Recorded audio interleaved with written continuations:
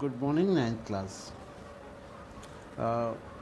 Chemistry में हम लोग पिछली क्लास में हम लोगों ने देखा कि केमिकल चेंज और फिज़िकल चेंज में क्या अंतर होते हैं और हम किस प्रकार से क्लासिफाई कर सकते हैं।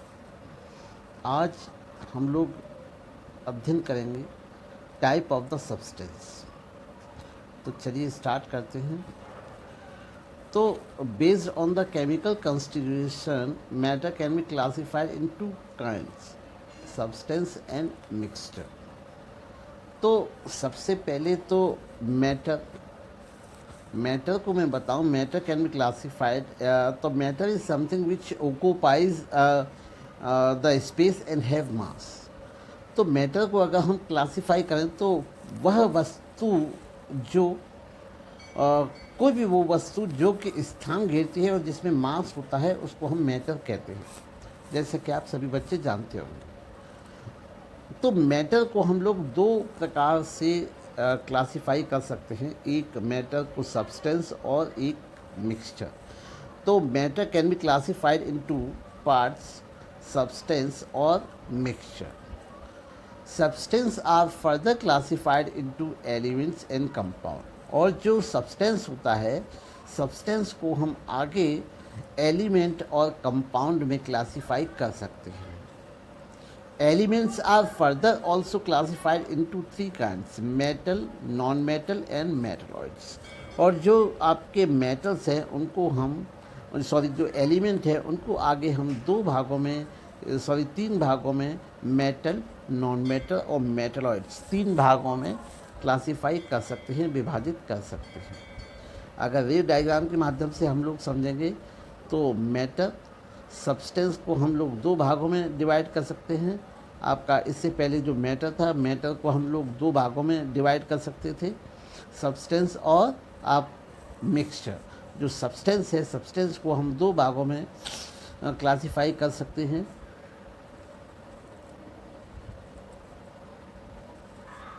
Elements and compounds. और जो एलिमेंट्स हैं, एलिमेंट्स को हम आगे चल के तीन भागों में क्लासिफाई कर सकते हैं। ये हैं आपके मेटल, नॉन मेटल और मेटलॉइड्स। तो बच्चों को फिर से एक बार मैं बता दूं, मैटर को हम दो भागों में डिवाइड कर सकते हैं, सब्सटेंस और मिक्सचर। और आगे सब्सटेंस को भी हम दो भागों में डिवाइड कर सकते हैं, एलिमेंट्स और कंपाउंड। एलिमेंट्स को हम तीन भागों में फर्दर क्लासिफाई कर सकते हैं, metal, non metal and metalloids. तो इस प्रकार से हमने क्लासिफिकेशन देखा। चलिए हम स्टार्ट करते हैं एलिमेंट से। तो element is the purest form of any substance. सबसे ज़्यादा जो शुद्ध अगर कोई कहें तो जो किसी भी सब्सटेंस की अवस्था होती है उसको हम एलिमेंट कहते हैं। यहाँ पे हम लोग देखेंगे कि element are the basic constituents of matter. An element is the simple form of matter which cannot be split into simpler substance by any chemical or physical method। तो जो एलिमेंट्स है, एलिमेंट्स किसी भी मैटर की सबसे simplest form होती है और इस सिंपलेस्ट फॉर्म को फर्दर हम लोग किसी भी केमिकल या फिजिकल चेंज के द्वारा अलग अलग पार्ट में डिवाइड या स्प्लिट या क्लासिफाई नहीं कर सकते हैं। In terms of the atomic theory, element is a composed of atom of same kind. तो जो आपकी डाल्टन एटॉमिक थ्योरी कहती है, तो डाल्टन एटॉमिक थ्योरी के अकॉर्डिंग जितने भी एलिमेंट होते हैं वो सभी एक प्रकार के एटम से मिलकर बने होते हैं। इसी कारण उनमें किसी भी प्रकार का कोई भी मिक्सचर नहीं होता है। इसी कारण हम लोग एलिमेंट को purest form of the substance भी कह सकते हैं। Some of the metal and non metals are given in the table. तो हम लोग ये टेबल देखेंगे जिसमें कुछ मेटल्स, नॉन मेटल्स और मेटलॉइड्स के कुछ एग्जाम्पल दिए गए हैं। जैसे हम लोग देखते हैं मेटल्स हैं आपकी गोल्ड है, सिल्वर है, कॉपर है। These are the examples of metal. Non metal में आपके हाइड्रोजन, ऑक्सीजन और नाइट्रोजन। मेटलॉइड्स में आपका बोरॉन, सिलिकॉन और germanium. These are the examples of metalloids. तो boron, silicon and germanium. These are the example of metalloids. Now, only a few elements occur in their pure form. Most elements are present in the nature as a combined form. कुछ ही element ऐसे होते हैं जो nature में pure form में पाए जाते हैं. ज़्यादातर जो एलिमेंट्स होते हैं वो कंबाइंड फॉर्म में पाए जाते हैं. In the form of their compound, वो कंपाउंड अवस्था में पाए जाते हैं. Common element can not be made in laboratory. जो सामान्य जो एलिमेंट्स होते हैं उनको हम कभी भी लेबोरेटरी में बना नहीं सकते हैं, हम आर्टिफिशियली नहीं बना सकते. वो नेचुरल अकरिंग होते हैं, वो प्रकृति में ही पाए जाते हैं. However certain element can be made in small amounts of using by special technique in laboratory. पर कुछ एलिमेंट्स ऐसे भी हैं जिनको हम अल्प मात्रा में, कुछ मात्रा में हम लोग केमिकल किसी भी एक टेक्निक के द्वारा लेबोरेटरी में बनाया जा सकता है या उनको बना सकते हैं. अब हम चर्चा करेंगे केमिकल कंपाउंड की. तो all compounds are form of as a result of chemical reaction. This is why compounds are also called as chemical compound. जितने भी केमिकल कंपाउंड होते हैं वो केमिकल रिएक्शंस के परिणाम स्वरूप बनते हैं. केमिकल रिएक्शंस के परिणाम स्वरूप जो बनते हैं उनको हम केमिकल कंपाउंड्स कहते हैं. What is the chemical compound? Two or more elements combine together to chemically to form new substance called compound. दो या दो से अधिक, याद रखने वाली बात है, दो या दो से अधिक एलिमेंट्स आपस में मिलते हैं, मिलकर नई कैरेक्टरिस्टिक, नई फीचर का कोई एक नया सब्सटेंस बनाते हैं, उसको हम कंपाउंड कहते हैं. Compounds are commonly termed as chemical compounds. इसी कारण चूंकि वे केमिकल प्रोसेस के द्वारा बनते हैं, केमिकल रिएक्शन के द्वारा बनते हैं, इसी कारण उनको हम सामान्यतः केमिकल कंपाउंड भी कहते हैं.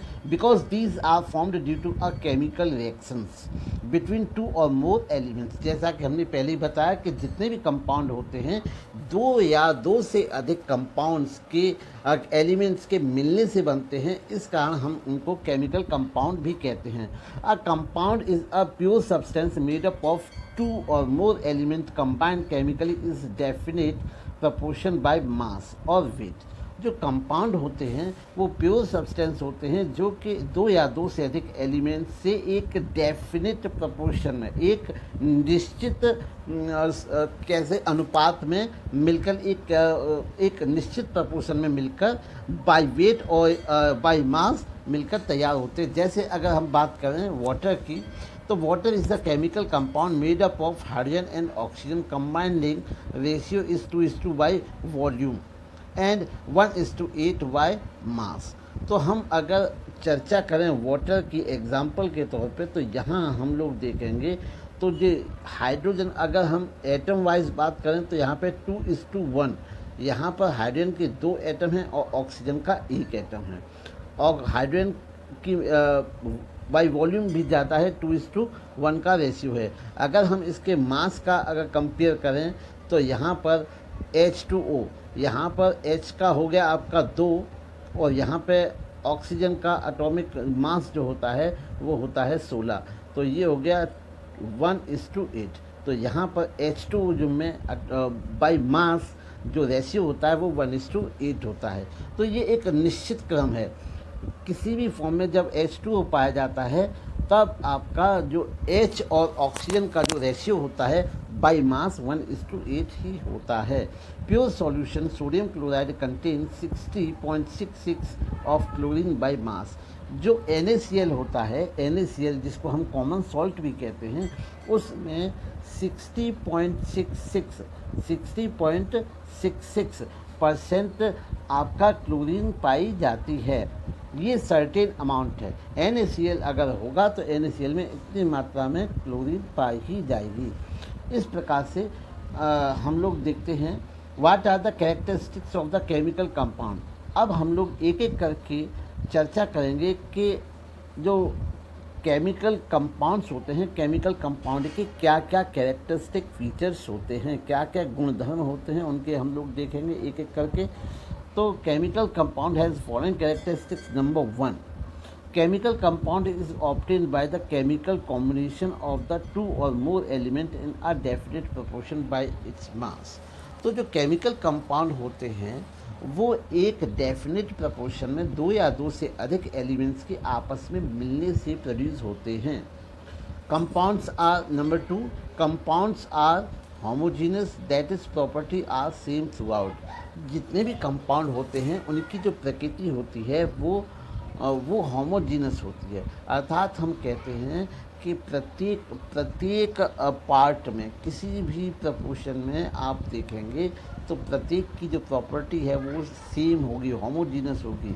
तो दे प्रॉपर्टीज आर थ्रूआउट. पूरा जितना भी कंपाउंड होगा हर जगह से कहीं से भी आप कंपाउंड को टेस्ट करेंगे, सबकी प्रॉपर्टी ऐसा नहीं होगा कि एक स्थान पर कंपाउंड की प्रॉपर्टी ज़्यादा शो करते, एक जगह पर कम शो करते. नहीं, जैसा भी होगा उसका डिस्ट्रीब्यूशन यूनिफॉर्म होगा.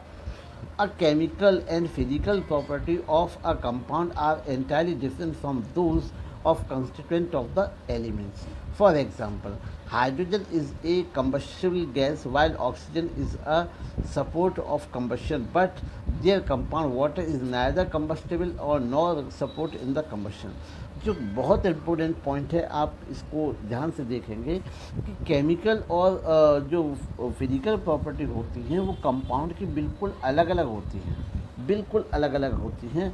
जैसे अगर हम चर्चा करें H2O की, हम बात करते हैं तो H2O के जो कंस्टिट्यूएंट एटम है वो आपका H और O है.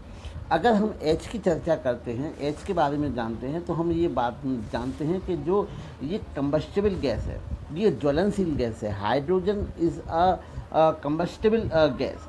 और ये ऑक्सीजन होती है, ये स्वयं नहीं जलती, but it help in the combustion. ये ऑक्सीजन के बिना आग नहीं लग सकती. और ऑक्सीजन सामान्यतः जब आग लगती है तो ऑक्सीजन की इन्वॉल्वमेंट होती है. तो इससे हम कह सकते हैं कि जो हाइड्रोजन गैस स्वयं जलती है और ऑक्सीजन गैस जलने में सहायता करती है. ये खुद इन्फ्लेमेबल नहीं है, लेकिन इट्स हेल्प इन कंबशन. तो ये ऑक्सीजन हेल्प करती है, लेकिन इनसे बन के हाइड्रोजन और ऑक्सीजन से मिलके जो आपका प्रोडक्ट H2O तैयार होता है वो तो न जलता है और जलने में सहायता करता है. तो जिन एलिमेंट से ये मिलके बना है उनकी प्रकृति और इससे बने प्रोडक्ट की जो प्रकृति है वो बिल्कुल अलग है. तो यही हम समझाना चाहते हैं बच्चों को कि जो कंपाउंड होते हैं, केमिकल कंपाउंड की जो प्रकृति होती है वो अपने एलिमेंट, कंस्टिट्यूएंट एलिमेंट जिनसे वो मिलके बने हैं उनसे बिल्कुल अलग होती है. जैसे एग्जाम्पल के तौर पे हमने H2O का बहुत अच्छा उदाहरण दिया. H2 एक इन्फ्लेमेबल गैस है. और यहाँ पर जो ऑक्सीजन की बात करें तो ऑक्सीजन आपकी खुद नहीं जलती लेकिन जलने में सहायता करती है. लेकिन इन दोनों से मिलके जो प्रोडक्ट तैयार होता है वो प्रोडक्ट न तो जलता है न जलने में सहायता करता है, बल्कि आग को बुझाने में और इसका प्रयोग किया जाता है. तो इस प्रकार से अब हम लोग देखते हैं अगला अपना. During the formation of a compound from its element certain amount of energy in the form of heat, electricity either absorb और इवॉल्व. किसी भी केमिकल रिएक्शंस में जब कंपाउंड की फॉर्मेशन होती है तो एक निश्चित अनुपात में एनर्जी या तो उस रिएक्शन में एब्जॉर्ब कर ली जाती है या इवॉल्व कर ली जाती है. अर्थात हम कह सकते हैं कि मोटा मोटी जब कोई भी केमिकल रिएक्शन होती है जिसमें कंपाउंड बनता है, केमिकल कंपाउंड बनता है, तो उस रिएक्शन में या तो एनर्जी इवॉल्व होती है अर्थात एनर्जी प्रोड्यूस होती है, या फिर यूज़ होती है, या फिर एब्जॉर्ब होती है.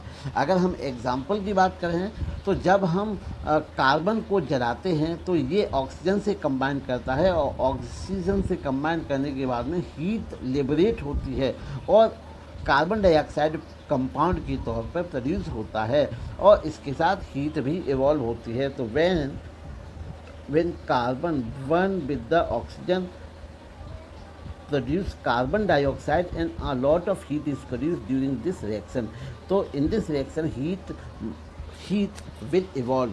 तो यहाँ पर हम फिर से एक बार बच्चों को रिवाइज करवाना चाहूँगा कि कोई भी केमिकल रिएक्शन जिसमें कंपाउंड बनता है, उस केमिकल रिएक्शन में या तो हीट इवॉल्व होती है, या तो उस हीट का प्रयोग होता है, या फिर हीट को एब्जॉर्ब किया जाता है, या फिर इवॉल्व होती है। तो इस प्रकार से आज बच्चों हमने बहुत महत्वपूर्ण सब्सटेंस की क्लासिफिकेशन और एलिमेंट की क्लासिफिकेशन और क्या कंपाउंड्स के कैरेक्टरिस्टिक होते हैं के बारे में स्टडी की। उम्मीद है बच्चों को आपको ये सब टॉपिक आज की समझ में आए होंगे।